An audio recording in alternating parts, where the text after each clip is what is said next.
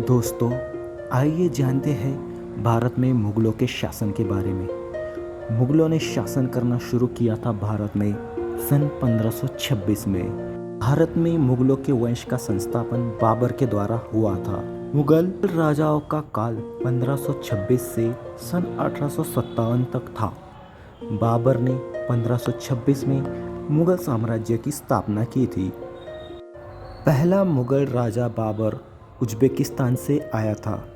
उसने दिल्ली के सुल्तान इब्राहिम लोदी को हराकर पानीपत की पहली लड़ाई जीती और भारत में मुगल साम्राज्य की स्थापना की। बाबर के बाद कई पीढ़ी मुगलों के भारत पर शासन किए थे। आइए जानते हैं उनके बारे में। पहला, बाबर, जिसने 1526 से 1530 तक राज किया था। 1530 में बाबर की 47 वर्ष की आयु में मृत्यु हो गई थी।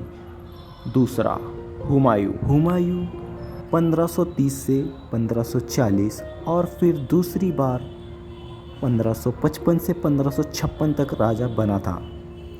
तीसरा, अकबर 1556 से 1605 तक राजा था। 1605 से 1627 तक अकबर का बेटा जहांगीर मुगल शासक था, जिसके बाद शाहजहां 1628 से 1658 तक राजा था और अंत में औरंगजेब, जो कि सन 1658 से लेकर 1707 तक शासक था। औरंगजेब के बाद मुगल शक्ति तेजी से घटती गई और फिर अंत में 18वीं शताब्दी में अंतिम सम्राट बहादुर शाह द्वितीय को 1857 में ब्रिटिश राज की स्थापना के साथ हटा दिया गया। धन्यवाद।